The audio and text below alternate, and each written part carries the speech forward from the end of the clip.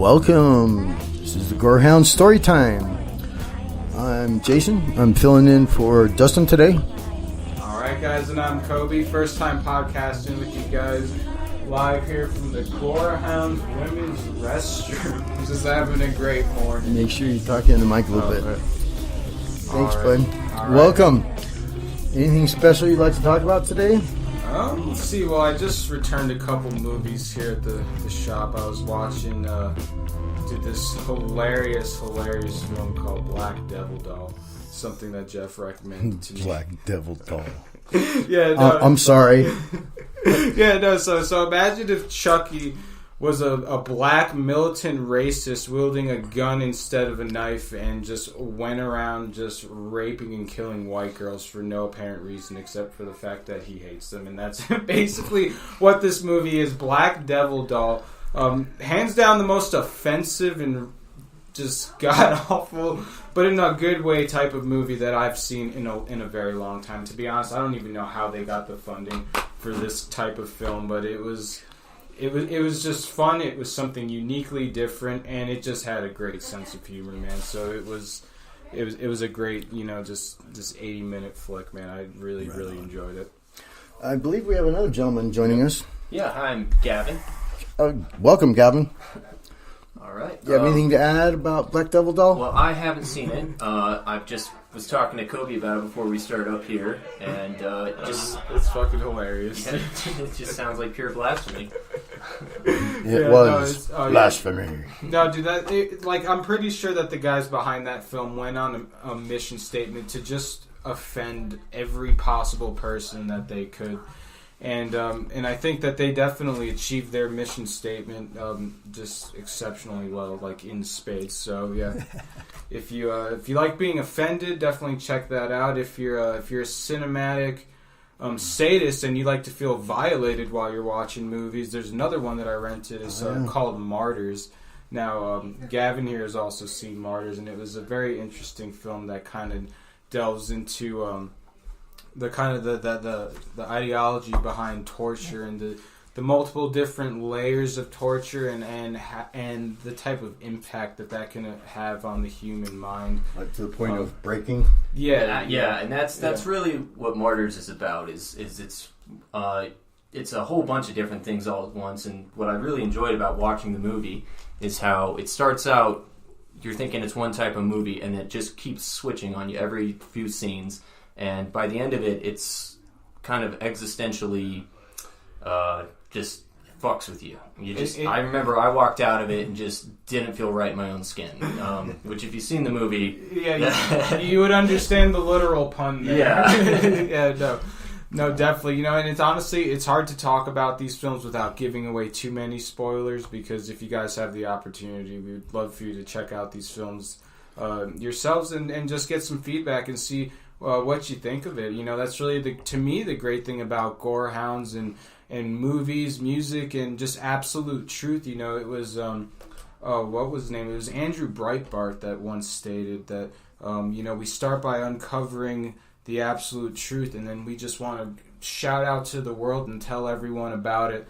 And that's what we get here at Gorehounds, is people that are just super stoked on film, music, just the arts in general, and we just want to get the word out there, man, and just tell people, all right, if you're sick of superheroes and sequels, and if you're just fucking tired of all these elitists at the streaming companies telling you what you're allowed to watch this week and what you're allowed to watch this month, then, man, you can come over to Gorehounds and you can watch whatever the fuck you want, man. That's the best part about this place, and just really just sharing with the world, just all these great films that have already been made, but it takes people to go digging through the archives and find all this cool stuff to recommend, and that's where guys like Jeff come in, really. So if you have any questions, man, Jeff is he works 15-hour days, man. He's a great guy to talk to. I can speak from personal experience that I kind of come into the genre of horror as a newbie. I my whole life thought I didn't really like the genre because, and I was talking to Koby about this the other day, we grew up with late stage slasher films and these crap haunting movies that are just nothing but jump scares and no substance. Dude. And all that paranormal activity bullshit where it's just some document cam and then all of a sudden there's like a little CGI blur in the corner, and it's like, oh my god, it's a ghost, and it's like, no, sorry, dude. That doesn't really impress me. I mean, when you look at the practical effects of the 80s and all the artistry and hard work that went into developing these monsters and ghosts and spooky, iconic characters, I mean, it was, these guys, really put their time into creating something uniquely different.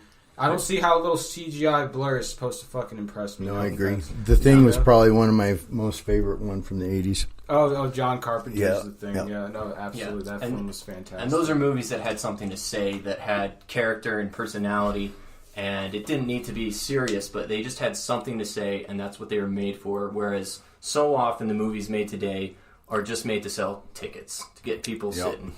And if you appreciate the arts, if you like watching good movies, and if you were like me and don't really know where to start, you just got to start talking to people and come down to the Gorehound. Yeah. No, definitely just come down. I mean, like, all right, guys, me and Gavin here are doing this podcast. We just met 3 days ago, man. We started geeking out over horror flicks, exchanged contact information, and now we're here hosting a podcast, man. I mean, like, it's a beautiful guest on a podcast, excuse me, but still, man, it's a beautiful thing. It's like the fact that these kind of opportunities exist, man. All you got to do is put yourself out there and just try to connect people through meetups. Do it in person. None of this swipe left, swipe right shit. Nothing good will come from that, man. I can tell you from personal experience, some of the most horrific people I've ever met in my life have been through that swipe left, swipe right stuff. You've actually met people doing that?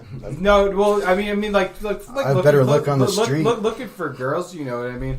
It's funny. I was actually telling Gavin, all right, so I was at this Mexican restaurant just a few days ago, and I was going to drop off an application because I'm currently trying to get out of construction for personal reasons that I don't want to get into, and just back into the service industry. The winter has part to do with it, but there's other reasons as well.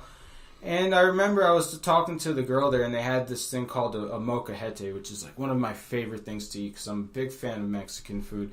And it's just like steak and chicken and pulled pork and green chilies and all this stuff just mashed up all in like one big ass bowl. And then you get tortillas and all the stuff to make fajitas out of it. But the cool thing about it is that it's $20, man, and you got enough food for 3 days basically. So it's just like, it's totally worth it. Freaking delicious. And me and this girl were talking about it, and I gave her my number. I was like, you know what? If you ever want to split a molcajete with me sometime, here's my number. Like, we'll just hang out and talk and just share a meal.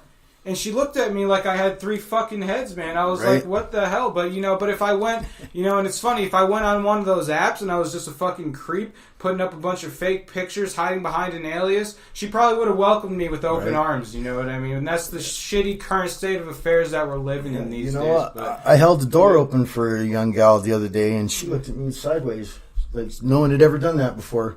Really, yeah. Yeah, I was like, wow, dude. Watch this, honey.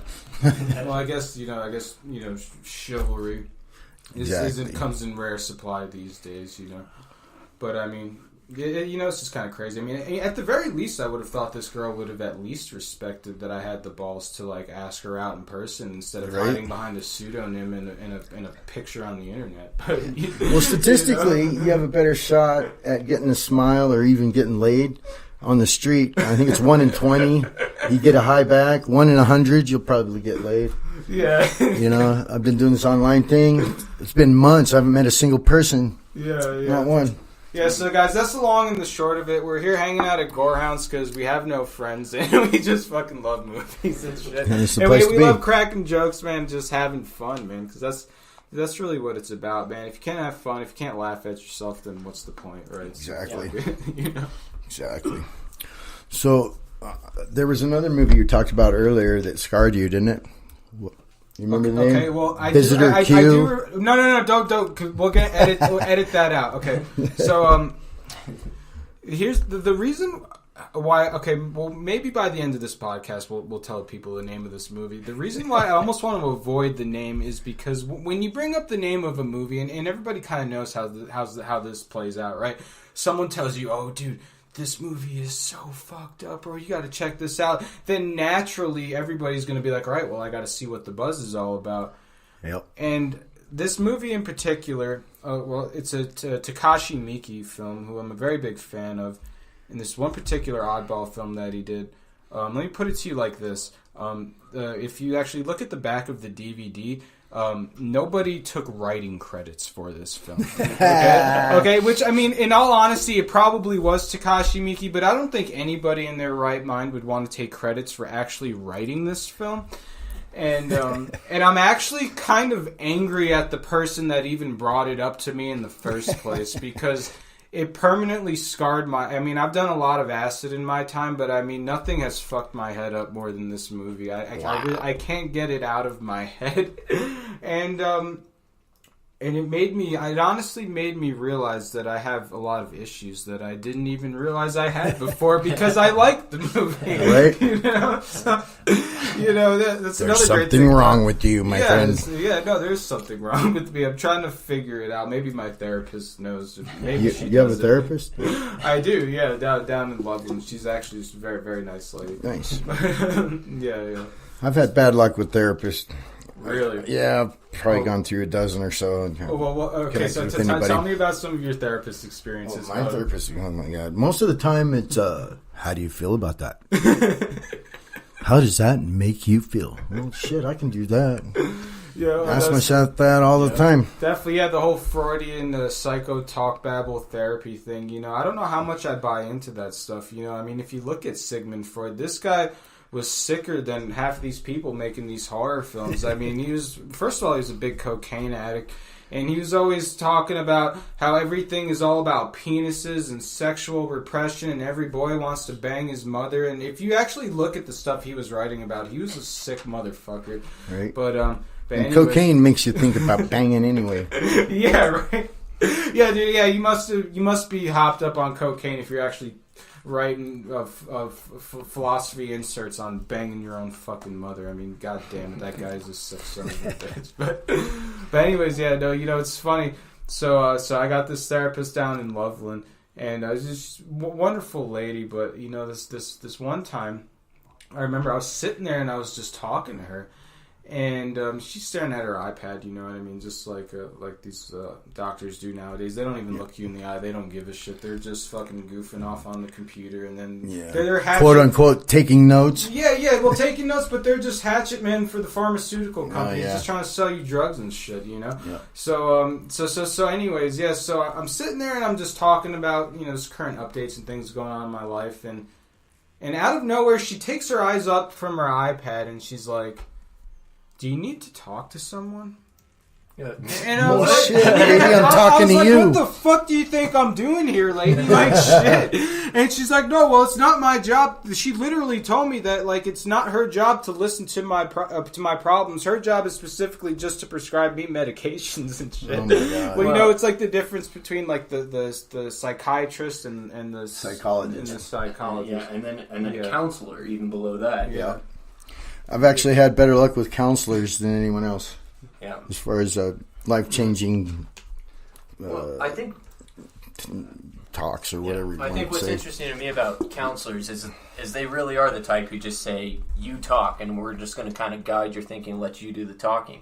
And to me, at least, those are the people I seem to have the most success with, because you got to be able to be with somebody that you're comfortable really getting into the shit with. Because I've definitely gone to counselors and just really didn't feel like they were even listening to me or got me. And it just becomes so easy to just paint a picture of your life and not really be honest with yourself about what your problems are. But you're the one who's really in control of it, so you got to be able to talk about that and address it. No, definitely no, because a lot of these people, they want to induce this victimhood mentality on you and just make you think that you're a helpless victim. There's nothing you can do about your problems. So here's a bunch of drugs, everyone. These drugs are gonna solve all your problems, and we'll make money on the side. But nobody really needs to know about that, But no, it's like no, these.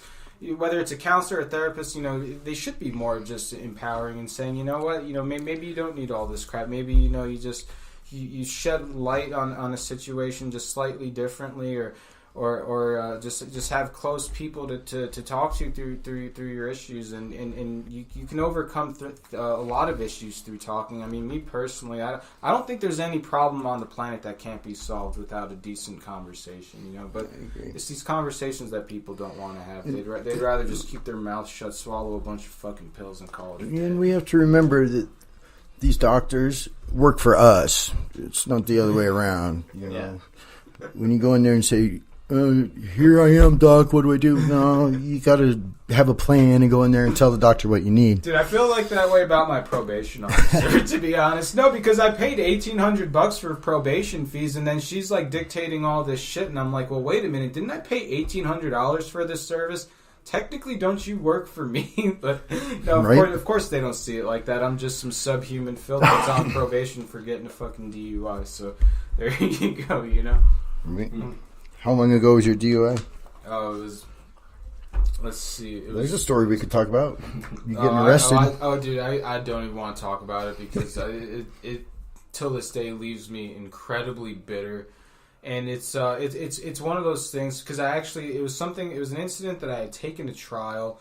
I had watched two people individually commit felony perjury against me. Wow. And lost the trial and lost a whole bunch of money, lost a whole bunch of time, and a lot of heartache just all for no reason. But all of that is about to be coming to an end soon, so I'm very thankful for that. Good. You know, getting caught up, in the criminal justice system. It's like getting caught up in a spider web, and it's impossible to get out. And they set you up to fail. You know, these people are out to fuck you over. Yep. You know, and honestly, if I knew then what I knew now, I would have taken the time over probation. Literally, like just any day, I would have taken the time because probation it's a house of cards, man. They just keep piling shit up, and then they pull the rug out from underneath. Average DUI is like $10,000 now, I think. Yeah. Oh, yeah. By the time you're done with the interlock systems and all the probation fees and the court fees, and the interlock company is like owned by the judges in Colorado. These people, they're running a racket out here, man. It's just big time. Yeah. It's kind of a sad state of affairs. But they own the halfway houses too.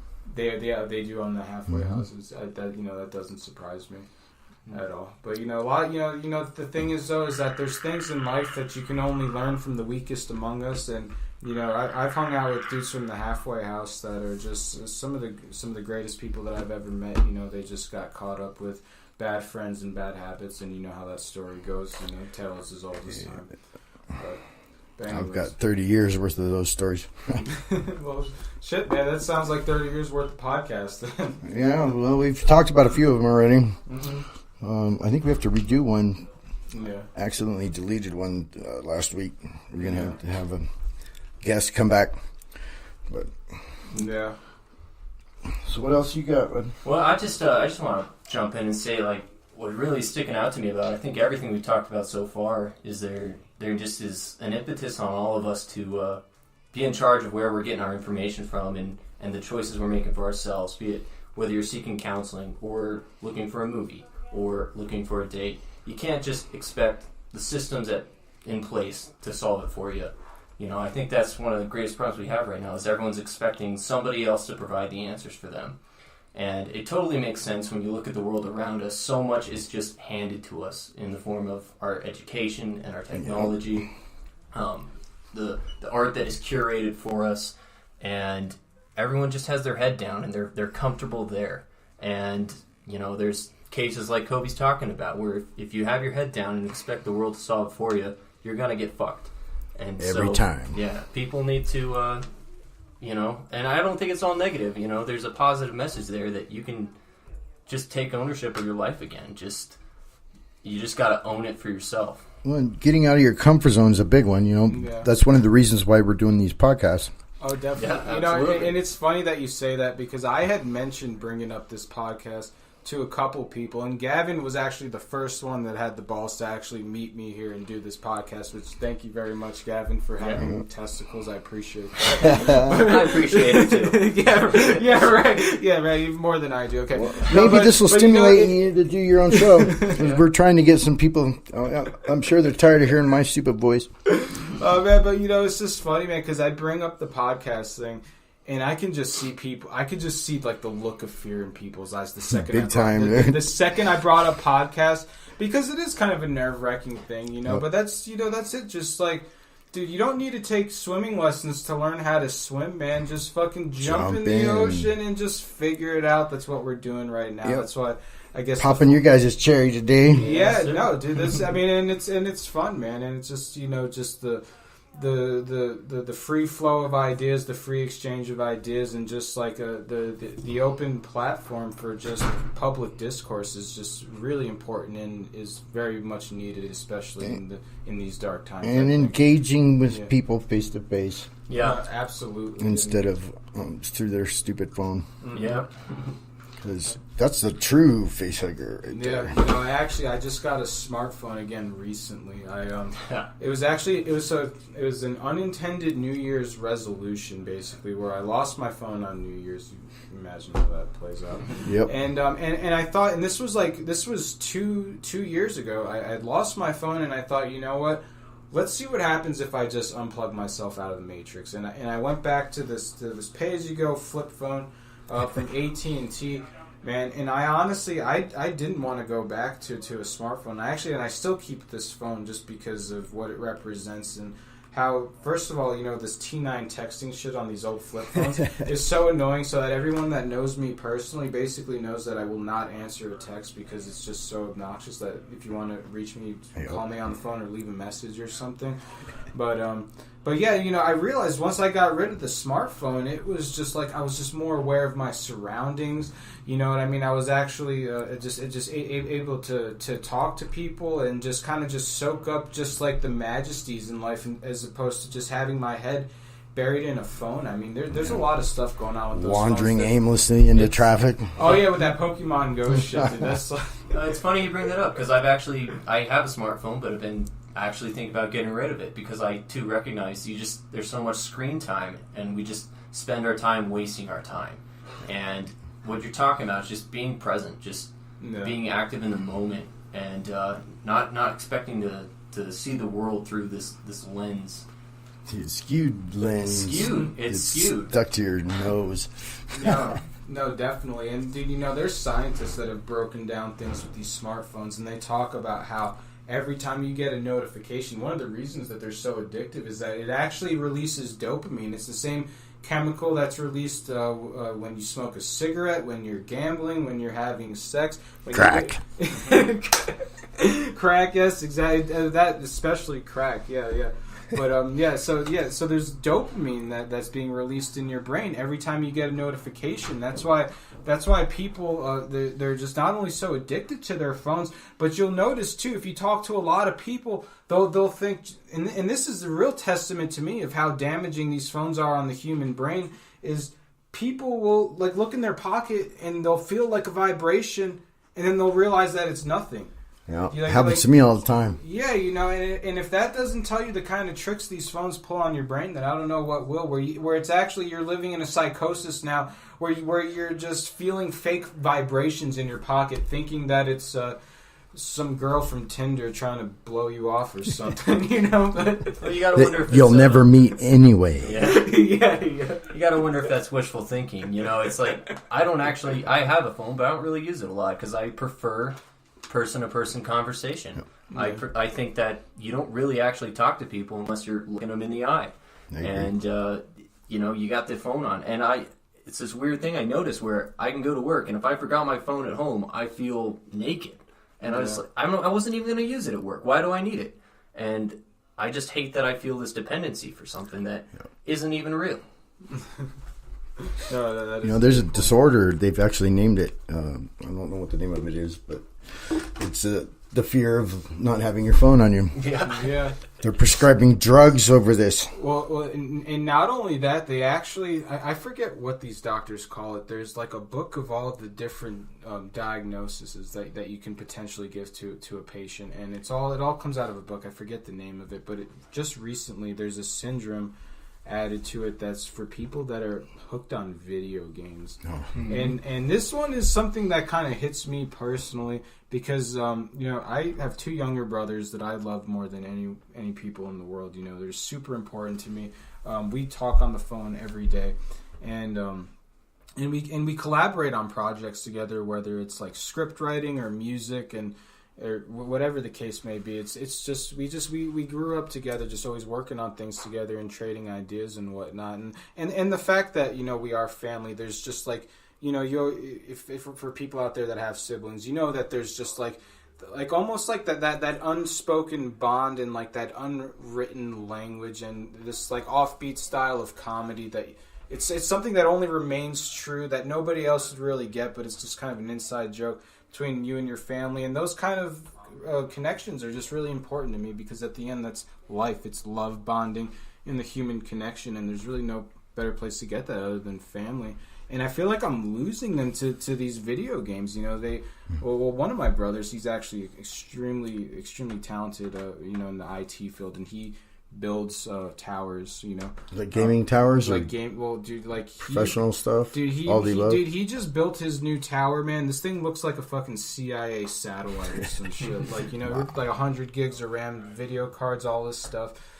And like, you know, and I try and get them on the phone, and I'm like, all right, so, you know, I'm recording this this new riff for this metal project, it's a metal jazz record that we're working on, or I have like new ideas for the screenplay, and they're just like, dude, we're like conquering the hordes right now. Like, can I call you back? And I'm like, all right, yeah, that's fine. But, you know, and it's nice that they actually pick up the phone, because 9 times out of 10 they don't even pick up the phone for me, and I feel like I'm losing my brothers to this virtual reality, you know what I mean? And it's crazy because they live out in Far Hills, New Jersey. So for anyone that doesn't know Far Hills, New Jersey, it's a dry town. You can't even get a freaking beer in this town. There's literally no one for miles, and they're young kids. They're like, you know, 23, 24 years old.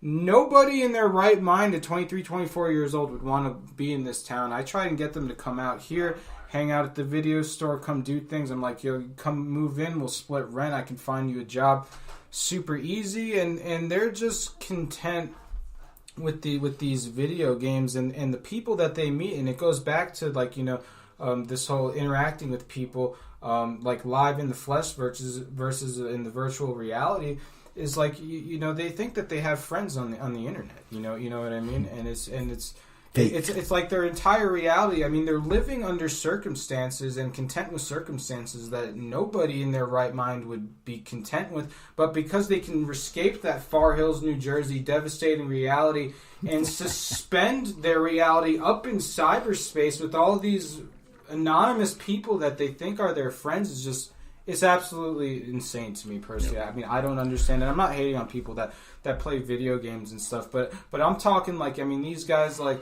like 8-9 hours in front of the computer screen. They come down to the kitchen to get a drink, and their eyes are as red as the devil's dick, man. Just from staring at the fucking screen. And all they do is grunt at you and grab something to drink. Yeah, exactly. It's like, all right, man, can we? And it sucks because I know that they're obviously on a musical level. I'm actually very lucky. My 2 younger brothers are 10 times more talented than I would ever be, and to just watch them flush that talent down the toilet to go live in cyberspace, where, you know, to me is just it's disappointing. But hopefully I'm gonna bring them around. Hopefully they're listening to this podcast and they're hearing my message. Noah and Jonah, if you're listening to me, get off the fucking computer and come hang out with me. I got nothing else going on. So shit, I fucking miss you guys, man. Come on, shit. Right.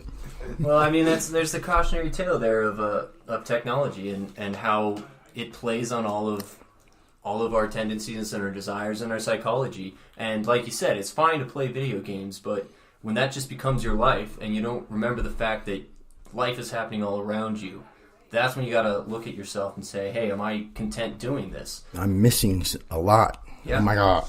Yeah. And, you know, I'd say have some patience with people. I know that a lot of us need to learn that lesson for ourselves. We can't just be told it. But yeah, definitely. That's why I want to get rid of my smartphone, man. Just unplug a little bit. Yep. You know, it takes patience and time. Yeah, dude, from personal experience, it's going to feel extremely weird for, like, maybe the first couple weeks. But I'll tell you, right, the reason I recently just got a smartphone, I bought one at a pawn shop. because I installed like a new radio in my car and I wanted to listen to music. Because I can't tell you how many times I've gotten into car accidents, like shuffling through CDs on 25, trying to put in a new CD and taking my eyes off the road and stuff. So I got it specifically just to like use for Spotify and listen to music in my phone, because music to me is just as important to my life as film is. I agree. You play an instrument, don't you? Me? Yeah. Oh, yeah, man. I've been playing guitar on and off for 12 years. I studied at the Berklee College of Music for about a year, and I left because it's for personal reasons. Obviously, it was very expensive, and another part of it was, this is, lots of money and debt and student loans for an education I can get on YouTube. I mean, there's tons of there's tons of great guys, instructors on YouTube that are just more than willing to share their secrets. You know what I mean? There's no non-disclosures, no bullshit. I mean, like, if you want to know how these guys are, what they're doing, and, the guys that you idolize, they're more than happy to explain this stuff to you and put out instructional videos and kind of show you the secrets of their trade. So, for me, just going to a school, I mean, it was good for the networking aspect of it, but it was way too expensive, And rent in Boston is also very, very expensive. I always wanted to get into a Harvard party, though. From what I hear, those Harvard parties, man, those guys have the coin to fucking throw out some serious headbanging festivals. But I was never cool enough to get into the Harvard crowd. I don't think I don't have the IQ for a Harvard. Sure you do, man. It's I think part of it is the motivation and how they teach. Yeah. Well, it's funny, man. Like, when I know the Harvard acceptance letter, because I know people, or one person that got into Harvard, and my Berklee acceptance letter was the exact same thing, and it was kind of interesting the way they talk about it. When you get these acceptance letters to these, like, snooty type of universities, a lot of times the way they write these letters is they'll tell you that you're being accepted into this school not based on your capabilities and your technical facility on your instrument or your field right now in your current state. They tell you that you're being accepted because of the potential that they see in you, which ultimately, in my mind, comes down to IQ. So a lot of people that get accepted into these fancy universities and stuff, it's really to me, in my mind, it's kind of just, it's not a matter of hard work. It's really more a matter of just winning the genetic lottery, and then you're capable of problem solving and doing these sorts of things. But yeah, dude, Boston was a fun city. I had a great time out there. Met a whole bunch of cool people. Smoked the shittiest fucking weed I've ever had in my life out there. I'm sorry. Oh, dude, it was horrible, man. We're pretty spoiled for choice here in Fort Collins, I Colorado. agree. No, but even for those days, man, that it was pretty bad. And then we did find me and my roommate did find a way, but I'm not going to talk about that on a public podcast. But yeah, no, we're talking about like weed that's just that you don't even want. You'd rather just do nothing because all happy hayride give you a headache. Yeah, right. Oh shit. Yeah, thank God for Colorado. We're in the best place, man. I've been to the West Coast out in Washington, and they're comparable out there, but comparable is about it. Oh, wait, in Washington State? Yeah. Yeah, I lived in Seattle for, I don't know, 5 or 6, 7 years or something. Yeah, dude. Isn't that where they started Starbucks out there? Yeah. And it's like a big coffee place, right? What, Starbucks? Seattle. No, just Seattle in general. They're snobbies about their coffee. I'm surprised Starbucks even made it because their coffee sucks. Oh, dude, that's another thing, dude. We actually got a coffee machine open to the public here at Gorehounds now. So if anyone's interested, dude, just come, just grab a cup of coffee, hang out, and just talk music, And dude, I've turned a couple people onto this place, and it's funny too because I feel like some people maybe they might feel intimidated by saying like, oh well, I don't really know too much about this genre, maybe it's out of my league or something, but it's like not the case at all, man. Like me personally, dude, I love finding like horror film virgins and then just completely Right. raping their mind with Yeah, I totally like watching them watch a movie. Yeah, and then getting their reaction. We were actually talking about possibly doing a podcast where we would just introduce people to certain movies and then bring them on for a podcast to get a first-time reaction on certain things. That'd be cool.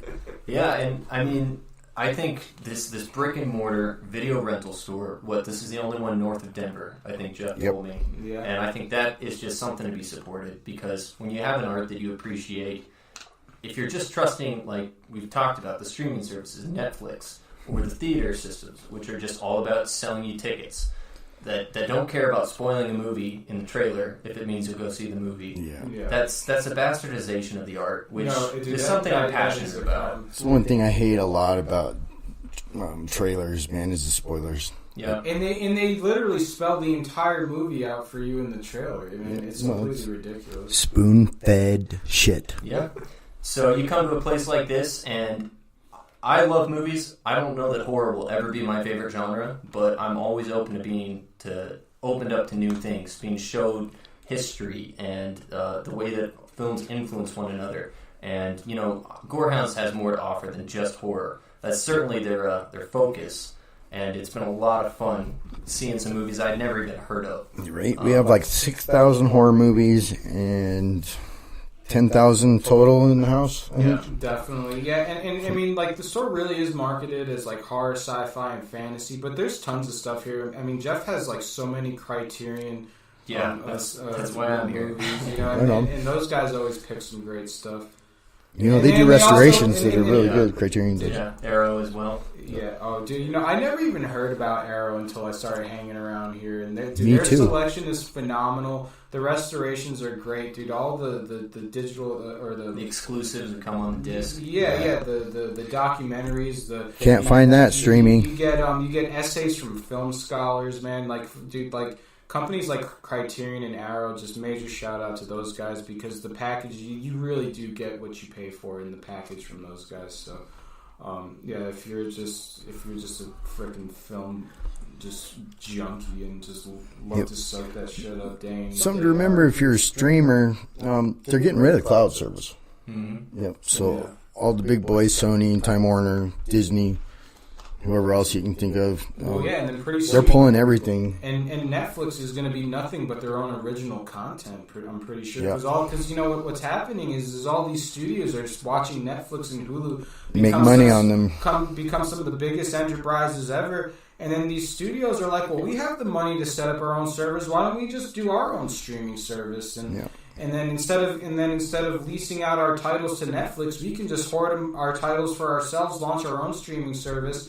And out of the 6 major studios, pretty soon you're gonna have. And you don't even own it.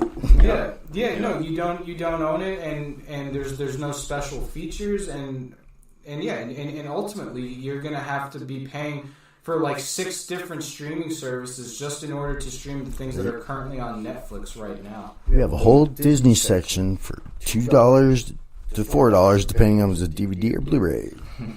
Yeah, dude, you know, after that Takashi Miike film, I think I need some Disney flicks. I think Jeff said he had some Scooby-Doo. I think that's where I'm going. Yeah, that's some Spider-Man back there. Yeah.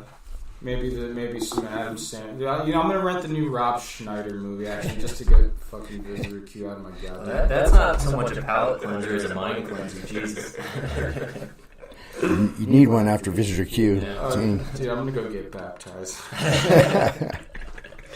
That was a Michi film, right? Takashi Miike, and I guess since we already said the name, I'll tell like a little bit about the movie. Ultimately, what the message I think Takashi Miike was trying to get through when he made Visitor Q is that it was just like a completely overblown satire on the depths that people plummet to in order to make entertaining reality television.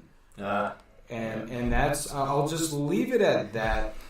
And you're making me feel dirty. Well, no, because the thing is now people are gonna like watch this film and then they're gonna be like, that fucking Koby guy just fucking ruined my brain for a week, dude. Like, and they're gonna get mad, and then they're gonna stop listening to this podcast, which is the exact opposite of what we. After that movie, they won't even remember your name, homie. Don't worry. Yeah. They'll be too busy trying to wash it off in the shower. Yeah, dude. dude, that was the first movie that ever put fucking tears in my eyes, man. Because I couldn't make sense of what I was watching. I was just so completely horrified. I just felt dirty. I just felt, oh man, dude. I felt completely violated by that film. Is the best way to put it. Do you think that movie wanted to violate you? Do you think it achieved what it was going for in that violation? Or do you think it was excess for the point of excess? Absolutely. No, it wasn't excess for the point of excess. I think he went out on a mission to just completely fuck with his audience. And and this guy is a workhorse, man. For guys who don't know Takashi Miike, I mean, the guy's made over 100 films, so... And everything ranging from some of the most demented things you'll see in your life, tons of great Yakuza stories, and then even like some more family-friendly stuff too. So, I mean, his resume kind of just runs the gamut. It's just kind of all over the place. But yeah, no, with that movie, I think it was like a straight to DVD release, and he just had. It would have been very surprising if that would have been nationally released. Well, no, the same guy. He did one of those segments for the Master of Horror series. It was called Imprint. Yeah, Imprint was phenomenal, and it's funny because out of they got all these big name horror directors to do the Master of Horror series. And Imprint from Takashi Miike was the only one banned from cable broadcast and didn't get aired. Of course, it was banned because Americans are prude. To be honest, if you watch it, it's just like, well, dude, what the hell did you? If you honestly thought that this would get aired on national television, then you're a dumbass, but you're clearly not. I think the guy just marches to the beat of his own drum, and he kind of just does whatever he wants. And there is definitely something to be said about that kind of character and something to like, respect, and appreciate. And how many films do you think he's done? Well, definitely over 100. I know that for sure. I want to say, dude, what was his 100th film? Was it? I'm not sure. What was it? Was Blade of the Immortal? I think was just his 100th film that came out in 2017. If you guys want to fact check me on that, I could be wrong. I'm not 100% positive, but I do think that was his 100th film that just came out 2 years ago. So. Right on, guys. Hey, we're about to wrap up here. You got anything? I was thinking while talking about this, was it Project Q? Visitor Q. I haven't seen it, but it's making me think of this idea, which I think a lot of, at least kind of general audiences aren't comfortable with, but it's sometimes a movie isn't supposed to make you feel good. Sometimes you go in and the artist or the creator has a different emotion or idea that they want to convey. And I've seen so many people go into a movie and they walk out and they're just mad at it because it wasn't happy or it didn't make them feel good. Yeah. And no Hollywood ending. Yeah. Yeah, right. Where was the love story, guys? This movie sucks. You know? Right. And I just think that my thing with movies is go in and allow any movie to be what it wants to be. Don't bring your own expectations. Just go in and try to understand what the artist wants you to take away from it.